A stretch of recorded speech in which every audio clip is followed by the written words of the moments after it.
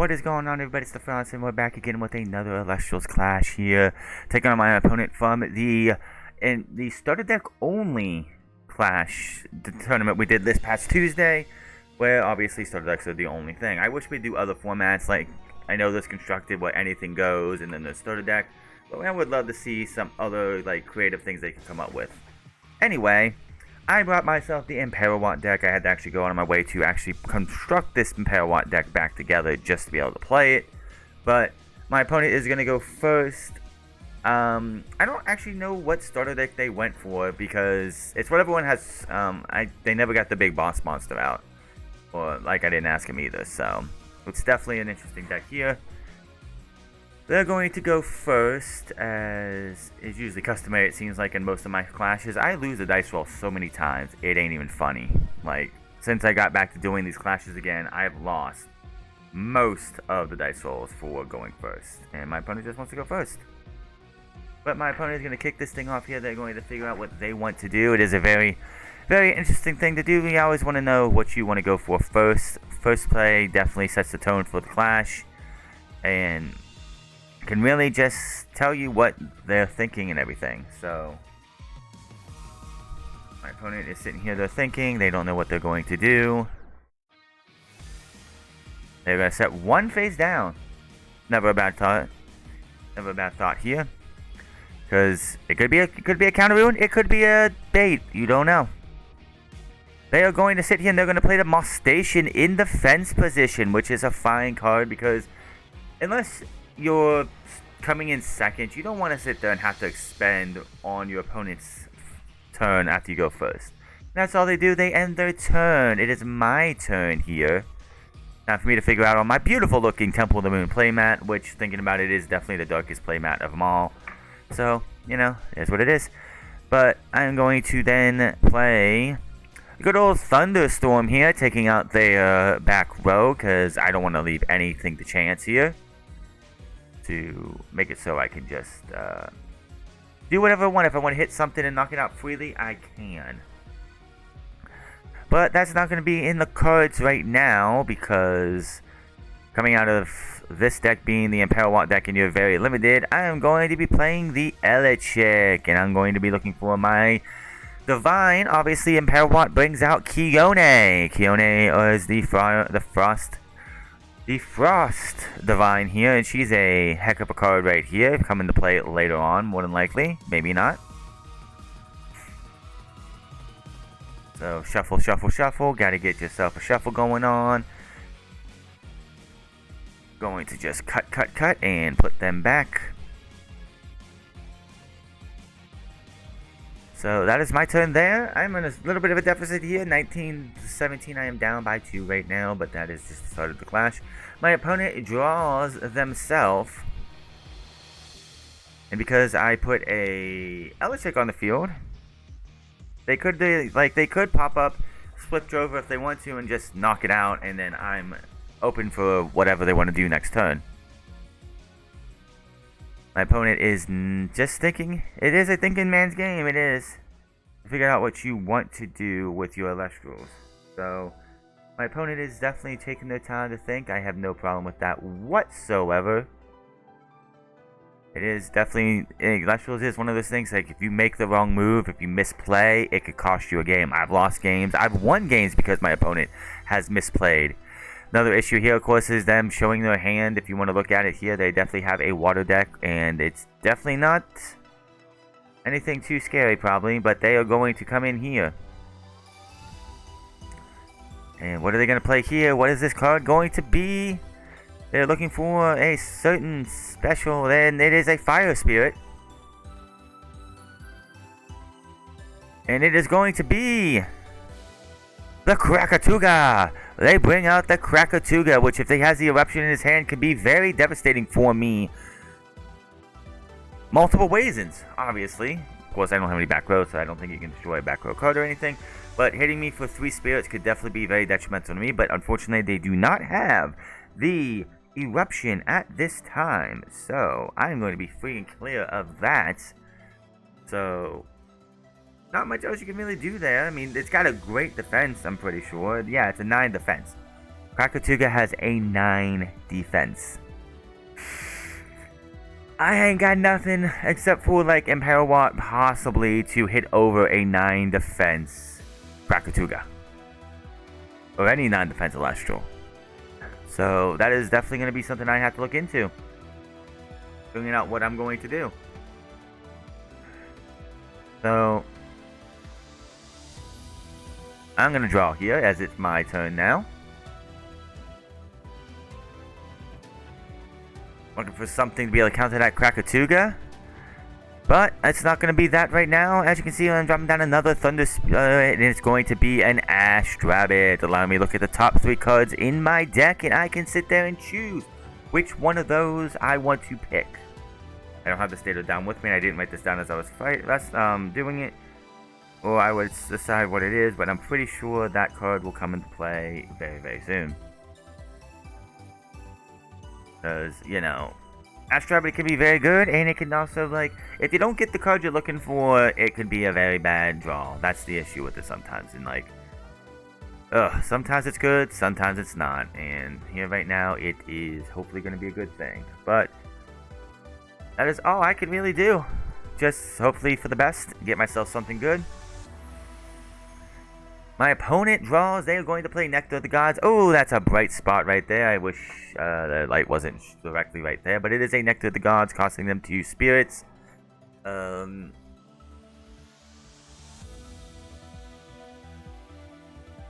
This is, yeah. Then they're going to look for what they want to play here, as they seem to have gotten what they were looking for to help boost Krakatuga. Because, let's be honest, Krakatuga doesn't need much boosting on the defensive end. Its attack is not the best, though.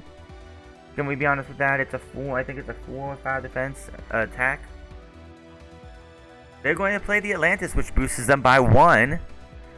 Which I believe puts them to a 5 attack. Which means they still can, they can hit over the other chick. And oh, here comes the Trident of Poseidon, which is going to boost their attack by 3 overall. Putting them to a 7 attack. Which can hit over both my Elestrals.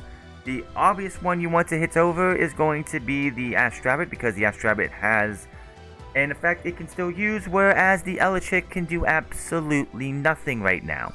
It's already used its effect. You enchant it, it gets its ability to go find a Divine, and then it's done. And that is it. It is done. So, what else are you going to do? You're going to attack the one, you're going to take out the rabbit, which is smart. And you're going to go from there.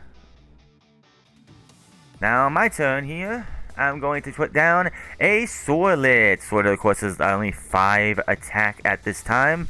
And unfortunately, Krakatuga is a 10 defense, so putting in defense position makes absolutely no sense. But I'm going to attach a Scepter of Keone, and I'm going to play Keone as well to get the effect. If I destroy an Celestial in battle, I get a 1-cost Frost Celestial on my side of the field. I mean, I get to put down and special cast a Frost Celestial. Now, I'm looking to do the effect of Swordlet, but then I have second thoughts here as I'm like, wait a minute. It has 10 attack, 10 defense right now. 7 attack. I am also a 7 attacker. So, probably be best if I was to crash Swordlet into Krakatuga, proccing Keone's effect, but also getting rid of this big 2-cost boss monster that they have created with the effect of the Atlantis and the Trident of Poseidon, which is making it very difficult for me to go, well, you know what, that's not a very good idea. Let's not set that in stone. Let's get back to them both being in attack position, and then I'll crash. Probably thinking, oh, that's probably a very bad idea, pretty dumb idea, but I do, like I said, because Keone was on the field at the time that I did destroy an Celestial, with the Scepter of Keone on my Swordlet, I am able to then get a Frost Celestial, this time a Frigica, and hit them for 1 damage. I could have did 2 damage, but I left the other chick in defense position. I don't know why, I just felt like it. But I will give them the 1 damage to them, and that is going to be the end of my turn. 13 to them, 16 to me after all that. Oh no, I'm sorry. I'm down to 9 spirits. I'm sorry. I'm down to 9 spirits. They're down to the 12 spirits going out of that turn. What a turn that was, though.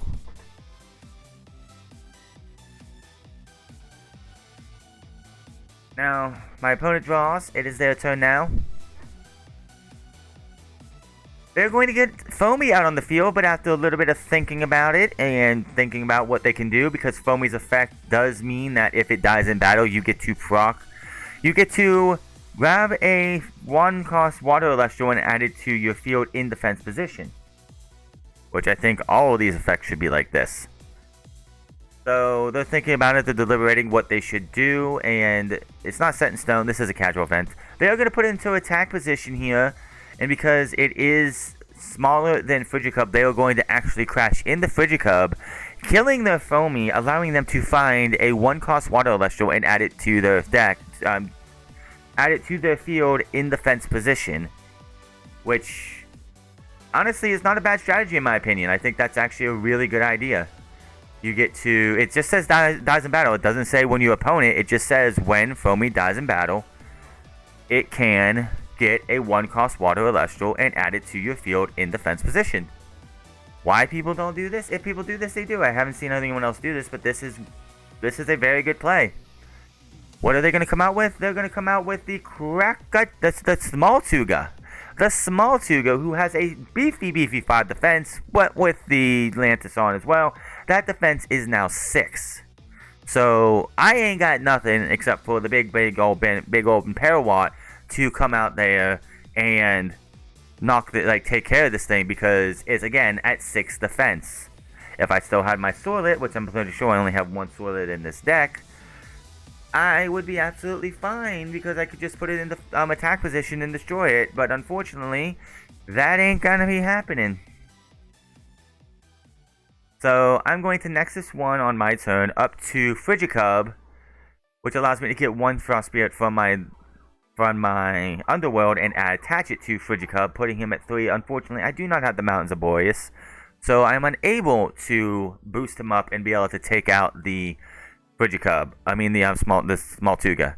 I am able to, though, ascend into Racer Ridge, which coming hindsight being 2020, this ascension was absolutely pointless, except for like at the turn after this. But this was pointless because he's still only a 4 attack, and Small Tuga's defense right now is 6.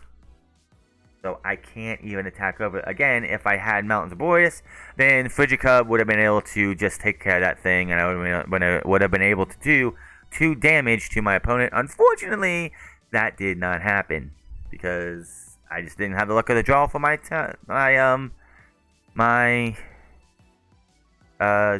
stadium, and Jolton's not in this thing, so.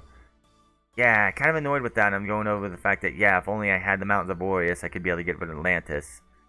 And then just hit this thing. But unfortunately, it just didn't happen. My opponent draws.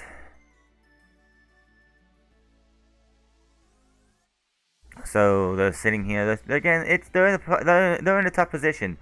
I have two decently sized buffed monsters on the field. They are not really the best when it comes to attack.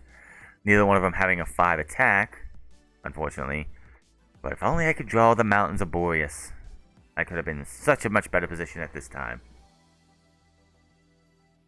But my opponent, trying to figure out what they can do to, keep me from, because if I don't get anything on this next turn, I can't do anything. They are still at a 4. They are still at a 6 defense, while both of my Celestials are at, I believe, 4 attack each. And unless I get a Mountains of Boreas to at least allow Frigicub to hit over the Small Tuga, then I'm kind of sitting. We're just sitting here at a stalemate right now. For some reason, they decided they want to try and put an extra one on Atlantis, which does nothing. It does nothing to boost up, but he's actually going to put that on. They're going to put that on the Small Tuga, boosting it to a 7 defense. So that makes it even tougher for me to be able to hit over them at this time.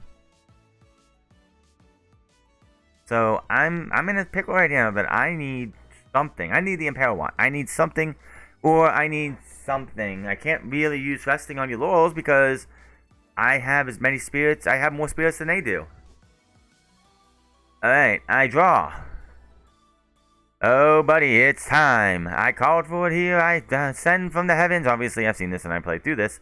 But I ascend from the heavens with one thunder spirit, the Emperorwatt.